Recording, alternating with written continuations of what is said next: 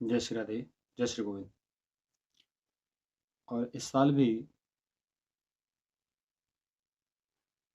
धनतेरस का जो त्योहार है वो सबको कन्फ्यूज करने वाला है, क्योंकि धनतेरस का त्योहार इस साल 2 दिन मनाया जाएगा, 10 नवंबर और 11 नवंबर। तो उसी विषय में हम बात आपसे करेंगे। और अगर ये वीडियो अच्छा लगे तो चैनल को सब्सक्राइब कर लें, बेल आइकन दबाएं और शेयर भी करें, जिससे ये जानकारी अन्य महानुभावों तक पहुंचे और सही रूप से विधि विधान से जो धनतेरस की पूजा है वो समय से कर सकें, क्योंकि समय के साथ जो पूजा होती है वो सर्वोत्तम होती है। तो हर त्योहार के पीछे कोई न कोई कारण होता है, हर त्योहार के पीछे कोई न कोई कारण होता है और उस कारण से ही त्योहार मनाया जाता है। तो धनतेरस के विषय में 3 कथाएं हैं पौराणिक, 3 कथाएं। पहले हम उन कथाओं को बताएंगे,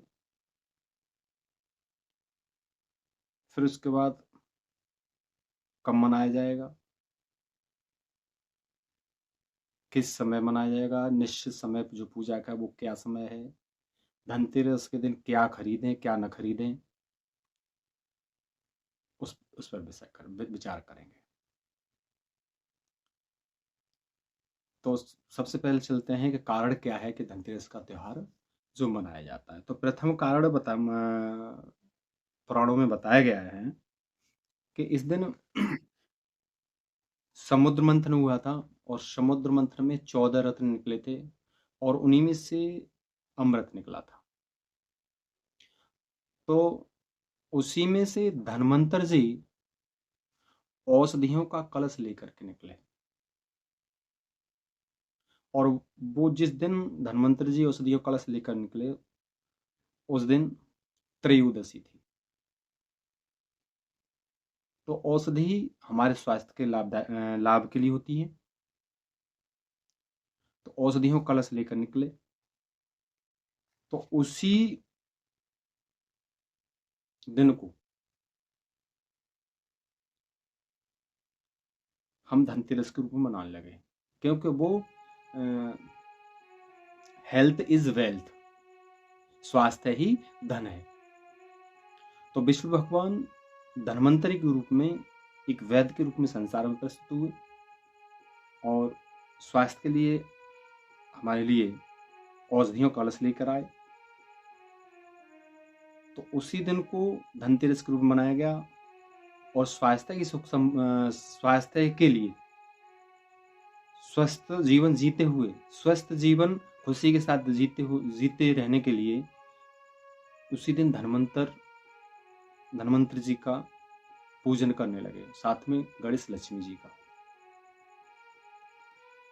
तो प्रथम कारण यह है कि इस दिन विष्णु भगवान धन्वंतरी के रूप में संसार की वैद्य के रूप में प्रकट हुए। दूसरा प्रकरण ये आता है राजा बलि का, जो बलि ने संपूर्ण देवताओं की औषधि छीन ली थी, संपूर्ण देवताओं का जो ऐश्वर्य छीन लिया था, धन संपत्ति छीन ली थी। तो इसी धनतेरस के दिन भगवान विष्णु ने वामन भगवान का रूप लिया, वामन अंगुल का, और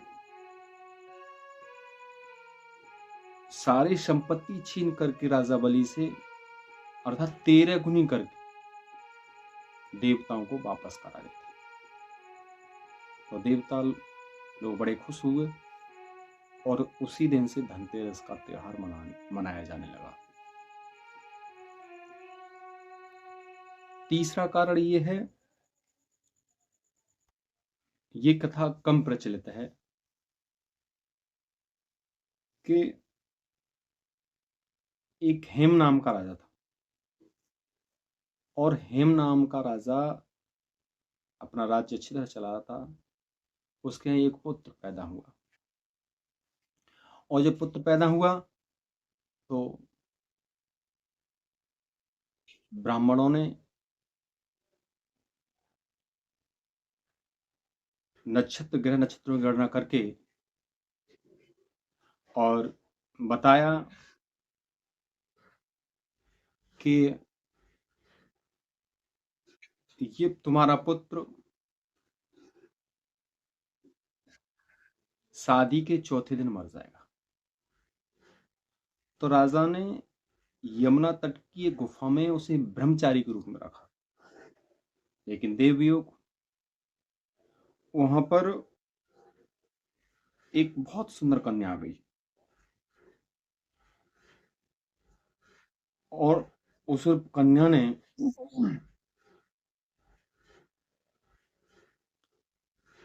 उस राजा के लड़के से गंधर्व विवाह कर लिया, और वो ब्राह्मणों ने जो बता दिया था, तो उसी शादी के बाद चौथे दिन उस राजा हेम के पुत्र की मृत्यु। वो नेवती रोने लगी, तो यमराज के दूतों को दया आ गई, तो उन्होंने यमराज से पूछा कि महाराज, अकाल मृत्यु से बचने का कोई कारण, कोई उपाय, कोई पूजा हो तो आप बता दीजिए। तो उन्होंने कहा कि जो तेरस के दिन मेरी पूजा करेगा, अर्थात यम की पूजा करेगा, वो अकाल मृत्यु से दूर हो जाएगा। पौराणिक कथाएं ये, यानी अर्थात उसे अकाल मृत्यु का डर नहीं सताएगा। तो ये 3 कारण थे जो धनतेरस का त्योहार दीपावली से 2 दिन पहले मनाया जाता है। अब बात आती है कि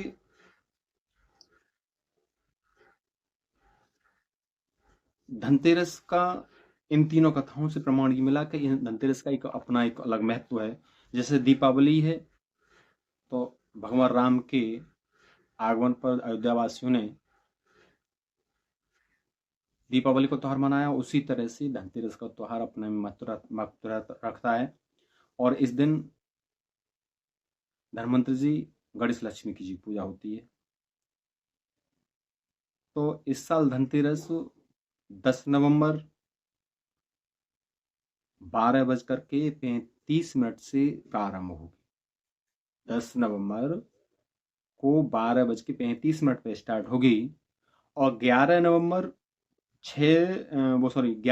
को दोपहर 1:57 पर समाप्त हो जाएगी। तो इस कारण से 10 और 11 नवंबर को धनतेरस का त्योहार मनाया जाएगा। पूजा का समय रहेगा 10 नवंबर को शाम को 6:02 से रात्रि 8 बजे तक। और जो माता बहनें व्रत रखना चाहती हैं, जो भैया व्रत रखना चाहते हैं, वो 11 नवंबर को ही रखेंगे, क्योंकि इसमें प्रदोष काल है 11 नवंबर में शाम तक। तो व्रत हमारा 11 का होगा, लेकिन त्रयोदशी का जो त्योहार है धनतेरस का, वो 10 नवंबर को 12:35 से स्टार्ट होकर के 11 नवंबर 1:57 तक रहेगा। तो इस तरह से तो पूजा होगी। अब बात करते हैं कि इस दिन जो खरीदा जाता है, क्योंकि सब लोग खरीदते कुछ ना कुछ, तो इस दिन सोना, चांदी, तांबा यथास्थिति जो भक्त सोना खरीद सकते हैं वो सोना खरीदें, चांदी खरीद सकते चांदी खरीदते हैं, तांबा खरीद सकते बर्तन, तांबे के बर्तन।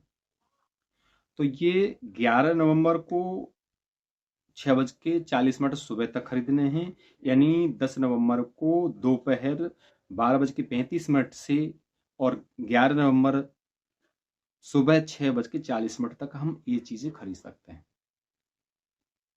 ज़्यादा शुभ है। लेकिन हम 11 नवंबर को 1:57 तक है हमारी, तो वहां तक हम खरीदारी कर सकते हैं पूर्ण रूप से।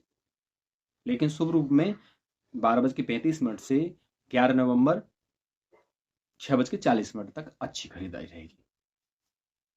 अब खरीदें क्या क्या? तो सोना, चांदी और तांबा हो गया। उसके बाद झाड़ू एक निश्चित खरीदें, क्योंकि ये पुराणों के अनुसार ये बताया गया कि 13 गुना ज्यादा मिलता है फल इसका, तो झाड़ू जरूर खरीदें।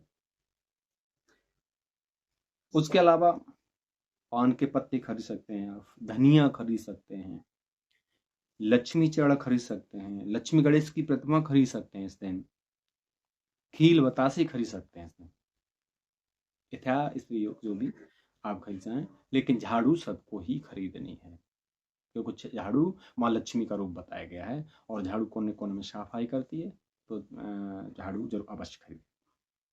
अब इस दिन खरीदना क्या नहीं चाहिए? तो चीनी मिट्टी के जो बर्तन होते हैं, जैसे कप है, प्लेट है, चीनी मिट्टी के बर्तन, उन्हें नहीं खरीदना चाहिए।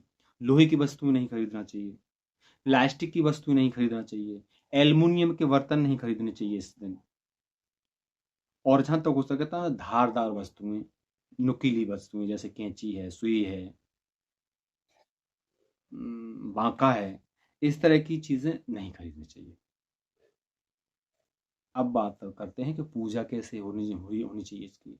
तो पूजा के लिए आप सबसे पहले एक सुंदर सा आसन बिछा लें चौकी पर, और धन्वंतरि जी और गणेश लक्ष्मी की मूर्ति लगा लें, और फल फूल में तिलक, पहले तिलक करें, अक्षत अर्पित करें, दीपक जलाएं, फल फूल मेवा मिष्ठान जो भी है सो अर्पित करें, और उसके बाद प्रसाद, और थोड़ा थोड़ा प्रसाद जो हो सके तो बच्चों को, छोटे छोटे बच्चों को बांट दें, यथायोग जैसा भी बच जाए। तो ये तो इनकी पूजन विधि है। पूजन विधि कोई खास नहीं है। और सभी देवताओं को तिलक कराएं, फूल माला चढ़ा दें, और शाम को मुख्य दरवाजे पर 13 दीपों का दीपदान करें। तो ऐसी मानता है पुराणों में कि हम